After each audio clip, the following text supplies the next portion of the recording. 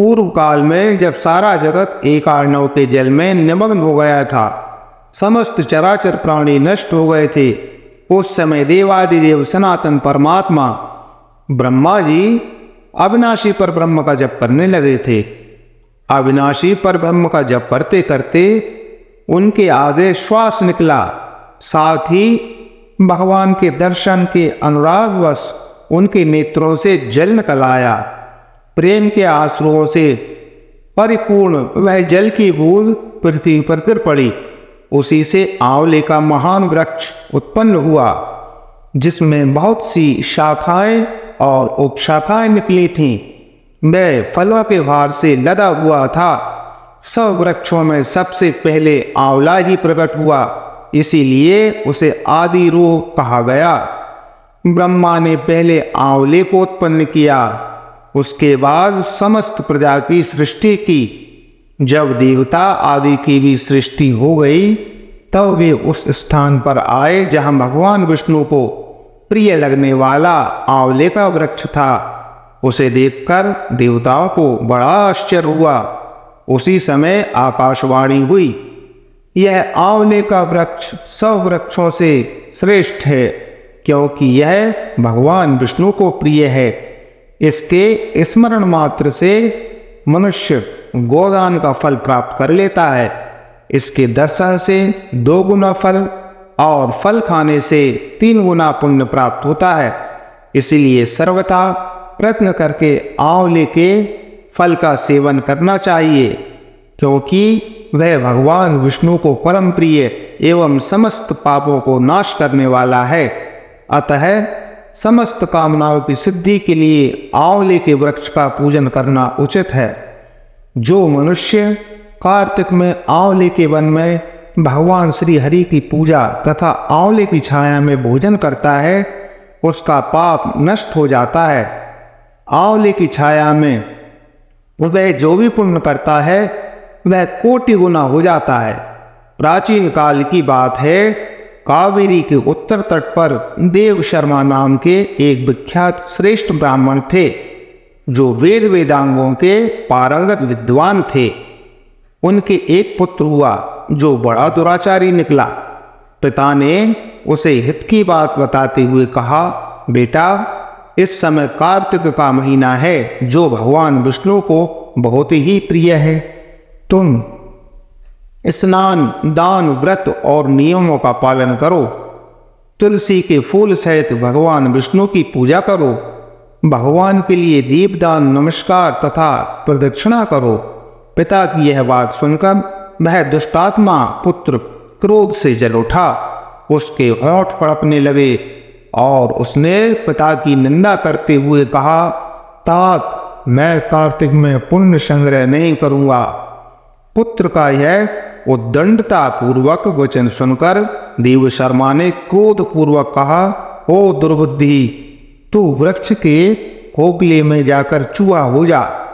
इस शाप से डरकर पुत्र ने पिता को नमस्कार करके पूछा, पूज्यवर, उस घृणित योनि से मेरी मुक्ति कैसे होगी, यह भी बतलाइए। इस प्रकार पुत्र के द्वारा प्रश्न किए जाने पर ब्राह्मण ने शाप निवृत्ति का कारण बताया। जब तुम भगवान को प्रिय लगने वाले कार्तिक व्रत का पवित्र महात्म्य सुनोगे, उस समय उस कथा के श्रवण मात्र से तुम्हारी मुक्ति हो जाएगी। पिता के ऐसा कहने पर वह उसी क्षण चूहा हो गया और कई वर्षों तक सघन वन में निवास करने लगा। एक दिन कार्तिक मास में विश्वामित्र जी अपने शिष्यों के साथ उधर आ निकले तथा नदी में स्नान करके भगवान की पूजा करने के पश्चात आंवले की छाया में आ बैठे। वहां बैठकर वे अपने शिष्यों को कार्तिक मास का महात्म्य सुनाने लगे। उसी समय कोई दुराचारी व्याघ्र शिकार खेलता हुआ वहां आया। वह प्राणियों की हत्या करने वाला तो था ही, ऋषियों को देखकर उन्हें भी मार डालने की इच्छा करने लगा। परंतु उन महात्माओं के दर्शन से उसके भीतर सुबुद्धि जाग उठी। उसने ब्राह्मणों को नमस्कार करके कहा, आप लोग यहाँ क्या करते हैं? उसके ऐसा पूछने पर विश्वामित्र बोले, कार्तिक मास सब महीनों में श्रेष्ठ बताया जाता है। उसमें जो कर्म क्रिया की जाती है वह बरगद के बीज की भांति बढ़ती है। जो कार्तिक मास में स्नान, दान और पूजन करके ब्राह्मण भोजन कराता है उसका वह पुण्य अक्षय फल देने वाला हो जाता है। व्याध की प्रेरणा से विश्वामित्र जी के कहे हुए इस धर्म को सुनकर वह शापग्रस्त ब्राह्मण कुमार चूहे का शरीर छोड़कर तत्काल दिव्य देह से युक्त हो गया और विश्वामित्र को प्रणाम करके अपना वृतांत निवेदन कर ऋषि की आज्ञा से विमान पर बैठकर स्वर्ग को चला गया। इससे विश्वामित्र और व्याध दोनों को बड़ा विस्मय हुआ। व्याध भी कार्तिक व्रत पालन करके भगवान विष्णु के धाम में गया। इसलिए कार्तिक में सब प्रकार से प्रयत्न करके आंवले की छाया में बैठकर भगवान श्री कृष्ण के सम्मुख कथा श्रवण करें। जो ब्राह्मण कार्तिक मास में आंवले और तुलसी की माला धारण करते हैं उन्हें अनंत पुण्य की प्राप्ति होती है। जो मनुष्य आंवले की छाया में बैठकर दीपमाला समर्पित करता है उसको अनंत पुण्य प्राप्त होता है। विशेषतः तुलसी के वृक्ष के नीचे श्री राधा और श्याम सुंदर भगवान श्री कृष्ण की पूजा करनी चाहिए। तुलसी के अभाव में यह पूजा आंवले के नीचे करनी चाहिए। जो आंवले की छाया में नीचे कार्तिक में ब्राह्मण दंपत्ति को एक बार भी भोजन देकर स्वयं भी भोजन करता है वह अन्न दोष से मुक्त हो जाता है। लक्ष्मी प्राप्ति की इच्छा रखने वाला मनुष्य सदा आंवले से स्नान करे। विशेषतः एकादशी तिथि को आंवले से स्नान करने पर भगवान विष्णु संतुष्ट होते हैं। नवमी, अमावस्या, सप्तमी, संक्रांति दिन, रविवार, चंद्र ग्रहण तथा सूर्य ग्रहण के दिन आंवले से स्नान नहीं करना चाहिए।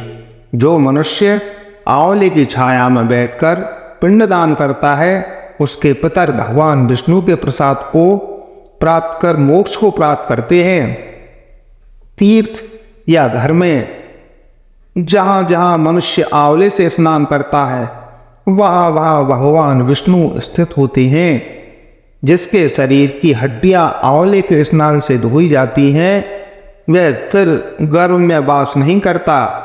जिनके सिर के बाल आंवला मिश्रित जल से रंगे जाते हैं वे मनुष्य कलयुग के दोषों का नाश करके भगवान विष्णु को प्राप्त होते हैं। जिस घर में सदा आंवला रखा रहता है वहाँ भूत, प्रेत, कुष्मांड और राक्षस नहीं जाते। जो कार्तिक में आंवले की छाया में बैठकर भोजन करता है उसके 1 वर्ष तक अन्न संसर्ग से उत्पन्न हुए पाप का नाश हो जाता है। जय श्री हरि नारायण। जय जय सीताराम।